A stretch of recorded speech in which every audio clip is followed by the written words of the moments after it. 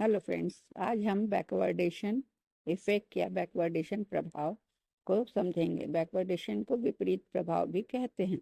ये- इसका अर्थ ये होता है कि जब किसी वस्तु का वर्तमान मूल्य, जिसे हम स्पॉट प्राइस के नाम से भी जानते हैं, तो वर्तमान मूल्य जो स्पॉट प्राइस है उसके भविष्य मूल्य से अधिक होता है।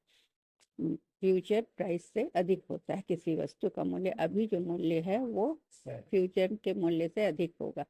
मतलब क्या हुआ कि स्पॉट प्राइस यह स्थिति कॉन्टेंगो के विपरीत होती है। हम कॉन्टेंगो भी जानेंगे अगले वीडियो में, जहां भविष्य का मूल्य क्या होता है, वर्तमान मूल्य से ज्यादा होता है। तो अभी हम बैकवर्डेशन को जानेंगे और ये क्यों होता है ये समझेंगे। बैकवर्डेशन आमतौर पर तब होता है जब किसी वस्तु की तत्काल मांग बहुत अधिक और आपूर्ति या सप्लाई कम हो। निवेशक अभी के लिए अधिक कीमत देने के लिए तैयार हों। इसका अर्थ है कि बाजार को उम्मीद है कि भविष्य में कीमतें गिरेंगी जब आपूर्ति सामान्य हो जाएगी। तो इसे हम एक वास्तविक उदाहरण से समझते हैं कि कच्चा तेल का जो बाजार होता है, वहाँ वर्तमान मूल्य मान लीजिए अभी है $90 प्रति बैरल।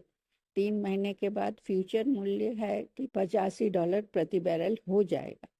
इसका मतलब है कि बाजार को उम्मीद है कि आने वाले महीनों में तेल की कीमतें घटेंगी। इस स्थिति को बैकवर्डेशन कहते हैं, जब पता होता है कि आने वाले समय में मूल्य कम होगा।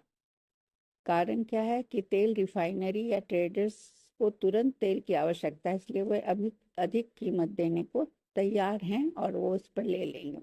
दूसरा उदाहरण कृषि उत्पाद से ले सकते हैं कि मान लीजिए किसी वर्ष फसल खराब हो गई, तो गेहूं का उत्पादन कम हुआ।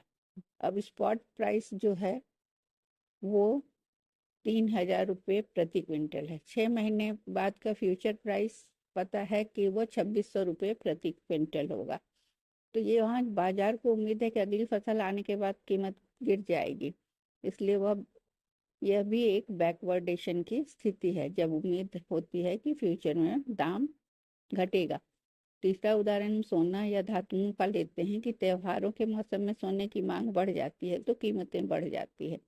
मान लीजिए सोना का दाम हो जाता है 1 लाख रुपया प्रति 10 ग्राम। 3 महीने बाद फ्यूचर प्राइस में लगता है कि ये 75,000 प्रति 10 ग्राम हो जाएगा।